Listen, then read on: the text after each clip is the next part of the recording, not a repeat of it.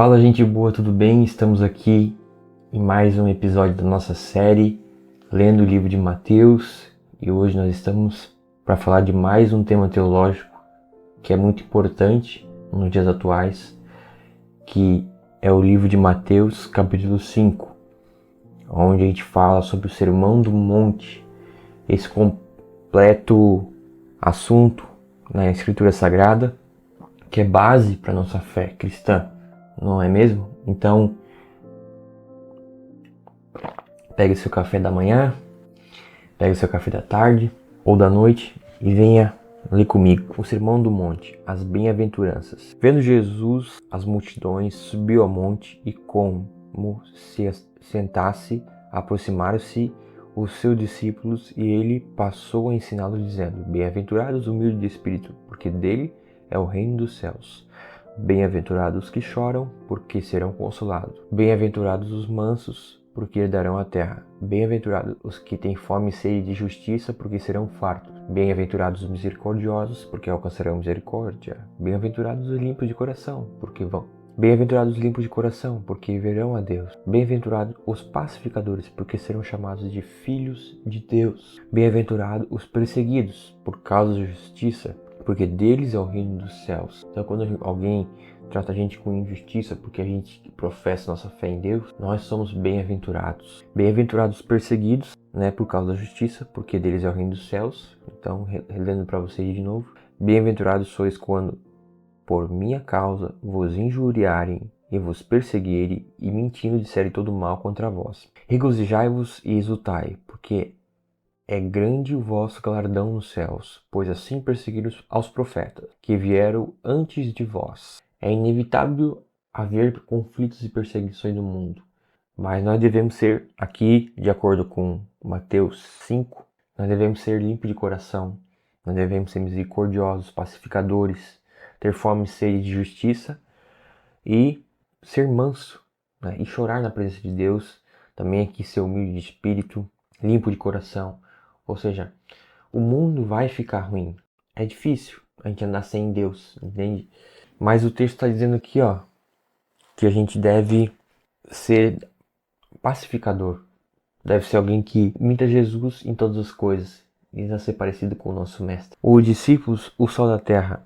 Vós sois o sal da terra. Ora, se o sal vier a ser insípido, como lhe restaurar o sabor?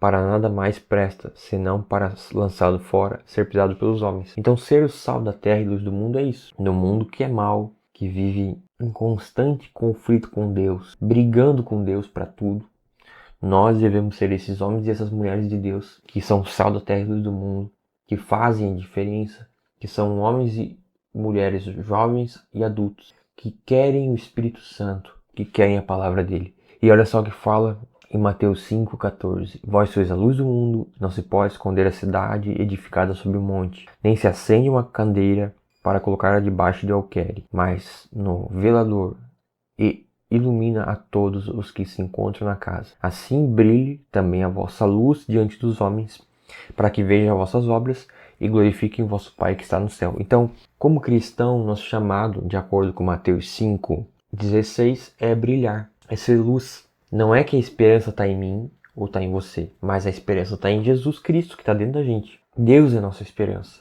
E se nós andamos com Deus, nós podemos trazer esperança para esse mundo. Ainda que esse mundo seja cheio de pecado, várias pessoas maldosas, nós podemos trazer esperança para esse mundo através do nosso comportamento e da nossa vida cristã. Jesus não veio para revogar a lei, mas cumprir. Não penseis que vim revogar a lei ou os profetas. Não vim para revogar, vim para cumprir. Porque em verdade vos digo, até que o céu e a terra passem, nenhum i ou um tio jamais passará da lei, até que tudo se cumpra. Aquele, pois, que violar um desses mandamentos, posto que dos menores, e assim ensinar aos homens, será considerado mínimo no reino dos céus. Aquele, porém, que observar e ensinar, esse será considerado grande no reino dos céus. Porque eu vos digo que, se a vossa justiça não exceder em muito a dos escribas e fariseus, jamais entrareis no reino dos céus. Ou seja, o que esse versículo está nos falando? O que é a verdade disso para nós? Como que a gente pode trazer isso para nós? A verdade é tudo isso aqui, mas como trazer isso para nossa vida hoje? Nós devemos ter uma justiça que ela é superior à dos fariseus, ao dos hipócritas, porque eles conheciam toda a Bíblia, eles conheciam todos os livros, tudo, a Bíblia, todos ao Corão, tudo, mas não colocavam em prática. E sempre, quando colocavam em prática, era sempre com interesse financeiro e corrupção. Sempre, sempre, sempre. Então, nós não devemos servir a Deus dessa forma. Nós devemos servir a Deus com amor e ensinar os mandamentos que Jesus ensina. Né? Jesus vai ensinando mandamentos pra gente e nós devemos ensinar isso às pessoas. É isso. Ó, Jesus completa o que foi dito aos antigos. Ouvireis o que foi dito aos antigos, não matarás.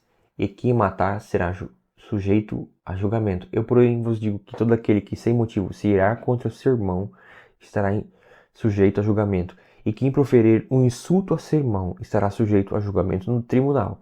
E quem chamar tolo estará sujeito ao fogo do inferno, ou ao inferno de fogo.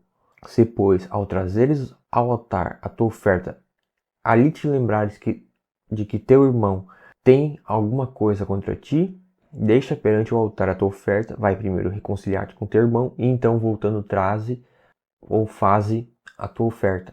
Entra de acordo sem demora com o teu adversário, enquanto estás com ele a caminho, para que o adversário não te entregue ao juiz, o juiz ao oficial de justiça, e sejas recolhido à prisão. Em verdade te digo que não sairás dali, enquanto não pagares o último centavo. Ou seja, isso aqui é um negócio muito importante. O que Jesus está aqui nos ensinando é para todas as coisas. Nós devemos ser daqueles que resolvem os conflitos. Então, se a gente tem um conflito, o que a Bíblia está dizendo aqui? Que nós devemos ser pacificadores. Nós devemos, antes de nós dar a nossa oferta na igreja, a nossa oferta ali era a sinagoga deles, nós devemos avaliar nosso coração se a gente não tem mal contra ninguém, ou se alguém não está pensando alguma coisa contra a gente. Nós devemos buscar resolver esses problemas antes de a gente sair dando oferta na igreja, antes de a gente querer ser hiper mega. Não, a gente tem que ver se nosso coração não está guardando mágoa de ninguém, entendeu? Se nosso coração não está sendo perverso, se a gente não está desejando o mal para as pessoas, e se algum irmão na fé, às vezes não está ressentido com alguma coisa que a gente falou, a gente tem que se acertar com ele antes, inclusive, de entregar nossa oferta. É isso que o texto está falando. Jesus falou para os judeus, eles não aceitaram, mas todo aquele que aceita vive. Eles não aceitaram, entre aspas, né? Porque alguns aceitaram. E no futuro, Israel vai se converter em nome de Jesus e eles vão aceitar. Vamos lá. Do adultério.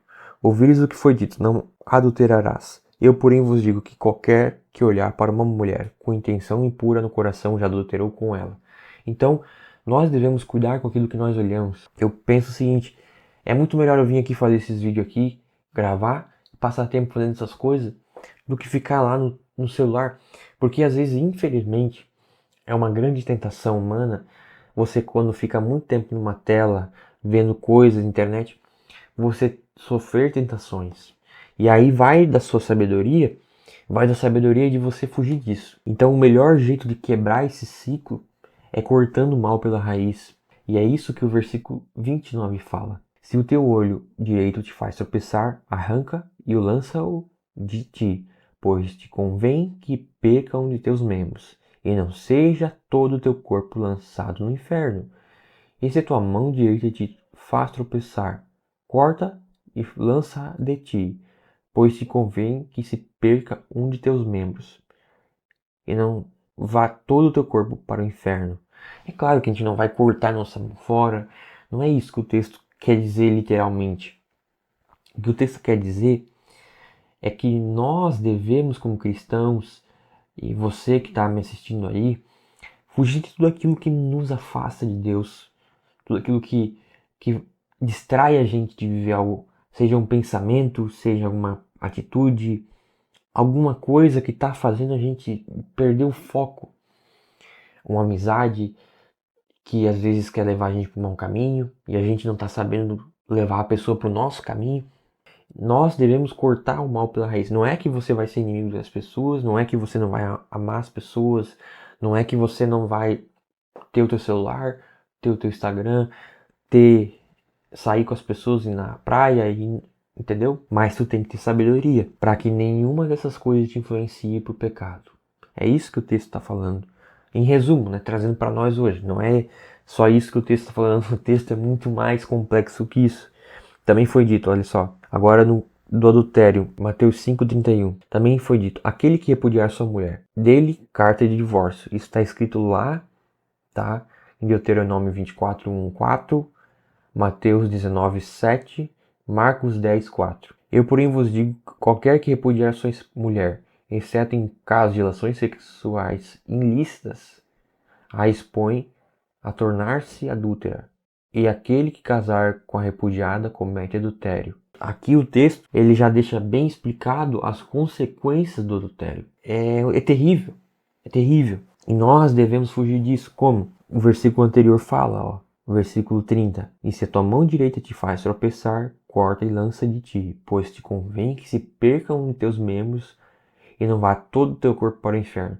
Então nós devemos meditar nisso aqui, encucar com isso aqui realmente, porque não podemos deixar com que nada nos afaste de Deus.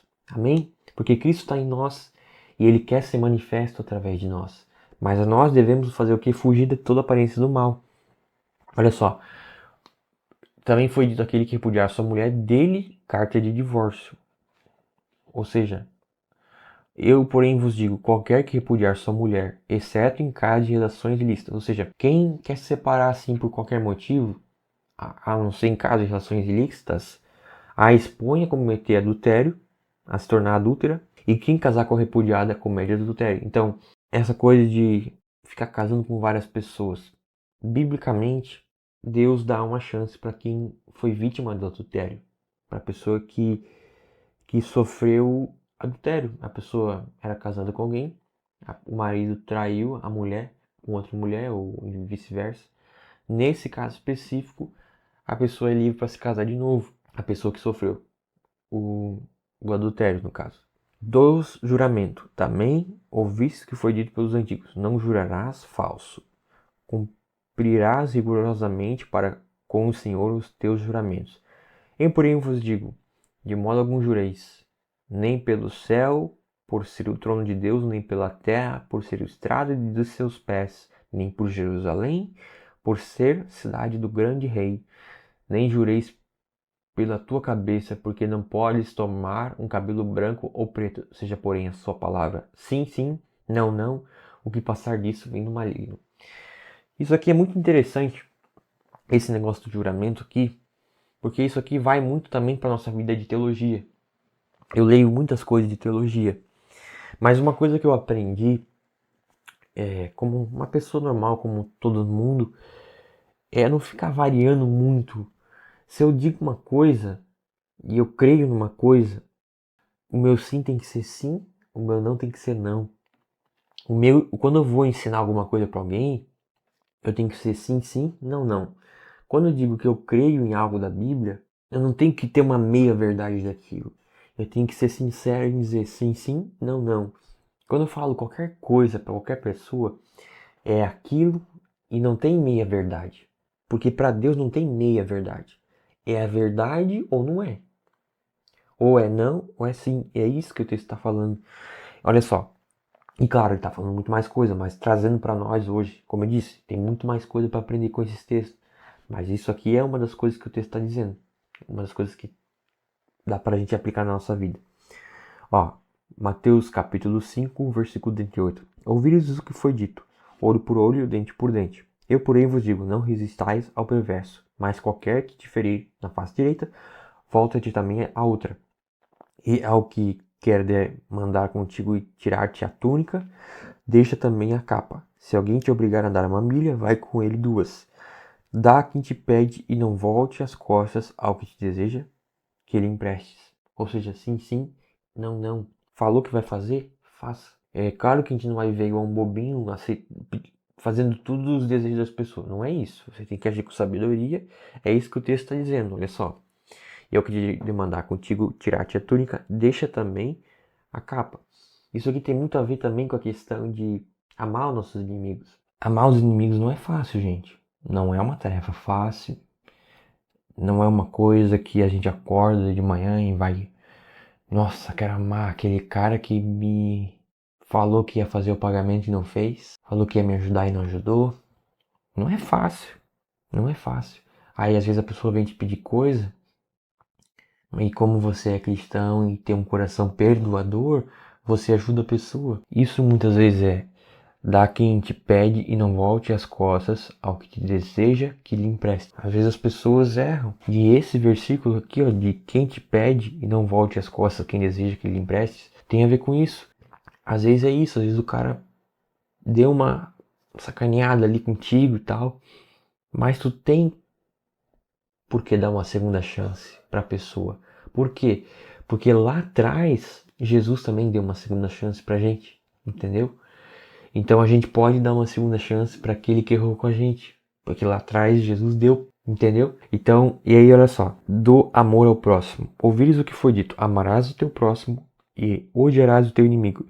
Eu, porém, vos digo: amai os vossos inimigos e orai pelos que vos perseguem, para que vos tornei filhos do vosso Pai Celeste, porque ele faz nascer seu sol sobre os maus e bons, e vir chuva sobre os justos e injustos. Porque se amardes os que vos amam, que recompensa tendes? Não fazem os publicanos o mesmo? Esses saudardes somente os vossos irmãos. Que fazei demais? Não fazeis os gentios também o mesmo? Portanto, sejam perfeitos, como é perfeito é o vosso Pai Celeste. Você está vendo aqui que esse texto aqui, ele fala exatamente para os discípulos ali, para os judeus, para eles amarem as pessoas ali, porque ele veio para os seus. Então, contextualizando aqui para vocês, ó, ele está falando com os discípulos deles. E quem não amava era semelhante ao gentio. Hoje nós somos gentios, né? Só que por causa de Jesus nós também somos povo de Deus. É muito interessante isso aqui, porque é um convite. Amar é um convite. É um convite a não permitir que a defraudação do outro afete a mim. Orai pelos que vos perseguem. Assim como Deus teve misericórdia de mim, eu devo ter misericórdia daquele cara, daquela mulher, daquela pessoa. Por quê? Porque e se eu chegar lá no céu e Deus disser pra mim: cara, podia ter amado mais, né? Entende? Então às vezes são coisas pequenas, mas que fazem a diferença, entendeu? Às vezes as pessoas erram e vão errar com a gente, mas o que o texto de Mateus fala e o que esse devocional está falando, é um devocional longo, mas o que ele está falando? Cara, abre mão, deixa quieto. Não é que você agora vai ser um bobinho que vai ficar: ah, me bate aqui, ó, me bate aqui. Não é isso. Entenda o que o texto está falando. Mas você vai aprender o que aqui com esse texto aqui, ó? Amar, mesmo quando o outro lado não quer amar. Porque é isso que nós somos chamados para fazer, gente. Ser pacificadores. A gente erra com os outros erram com a gente. Mas o nosso Deus nos perdoou naquela cruz. Então nós temos que fazer o mesmo pelo nosso próximo. É isso que o Evangelho nos convida a fazer. Então eu quero estar orando com você. Amém? Deus, em nome de Jesus, obrigado por essa palavra de hoje. Obrigado por cada um que assistiu esse vídeo aqui. Que Deus possa te tocar. Se você tem que perdoar alguém, que você nesse momento, Deus, em nome de Jesus, que essa pessoa possa estar perdoando, assim como Deus perdoou ela naquela cruz, e que nós possamos viver uma vida de entrega completa nas tuas mãos, em nome de Jesus. Amém? Deus abençoe, que a paz de Cristo reine na sua casa, na tua vida, e que o Espírito Santo de Deus, que é Deus também, viva brilhando dentro de você. Amém? Deus abençoe.